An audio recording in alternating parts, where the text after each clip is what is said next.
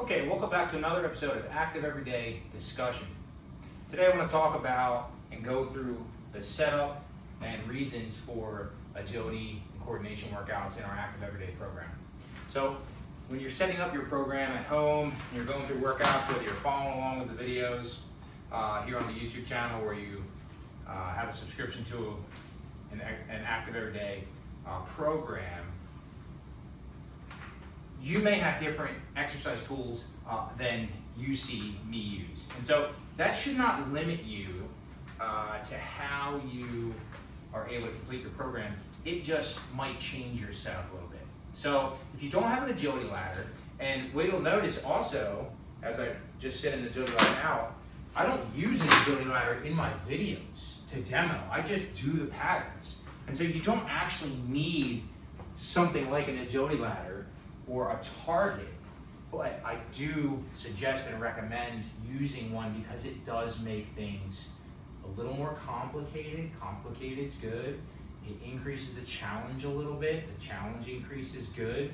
And then it makes things a lot easier because of those increases in challenge when you don't have the agility ladder or you don't have a target. So once you've really honed your patterns, you're good at them, you don't need the targets to make sure you're doing it as well. Or if you are presented with a time where you don't have those available, you now really understand what those movements feel like, and they're easier to get through without having targets. So anyhow, here are some examples. An agility ladder, very nice. It gives me designated squares.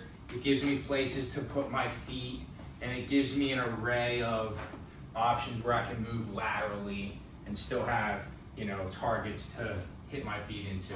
And you really can use the agility ladder for any style of movement patterns. Something like a little 25-pound plate. It's not a high object, though it does create a little bit of elevation, so there's some challenge there. But again, it's just a target that I can look for, okay, to designate where I'm gonna place my feet when I do these patterns.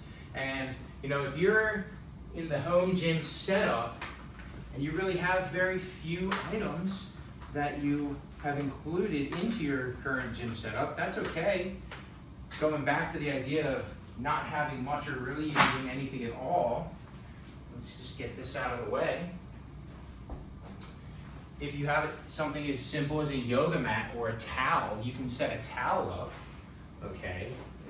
And now you have a clear demarcation line between this surface here, which is the rubber floor, and the mat. And so you can use the mat as a target that you can set up for. And one step further, get a little bit more reduced in our setup. The way this floor is set up, okay, I have 2x2 squares. And so I'm presented with a grid pattern of lines all over the place. So I can just pick a line on the floor, use that line for instance, and that can be my target. So it's good, again, to have an understanding of the importance of a tool or the lack of using a tool and how we can still be creative and do the exercises. So in closing, why have agility movements in our program? Well, they check off the box for several categories. One of those categories could be cardiovascular fitness. It's going to increase your heart rate if you're doing repetitions, especially for longer and longer sets. So cardiovascular endurance, cardiovascular fitness. Muscular endurance, same reasons. Oftentimes with these little plyometric movements or coordination or agility movements, we tend to do lots of reps of them. It's not a 1 rep set or a 5 rep set. We may do 20 line runs or 20 line hops. And so the volume is easy to scale upwards. And so we can do a lot of repetitions for the muscles in our body and build muscular endurance. Whether we have a sport hobby, an active hobby outside, or we're really just preparing for those times in life where something abrupt may happen, some quick adjustment we need to challenge ourselves to address, like a balance, we're slipping, we're falling, something's falling on us, or if it's a sport or active hobby outside, all types of cases pop up. We're picking up stuff, we're moving stuff, we're carrying stuff. we're hiking, we're fishing, we're playing tennis, we're golfing, we're skiing, there's all these things, we're running.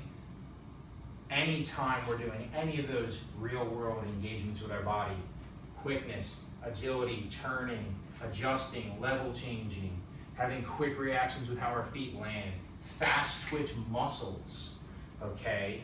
We have different types of muscles, but our fast twitch muscles are stimulated by these quick movements.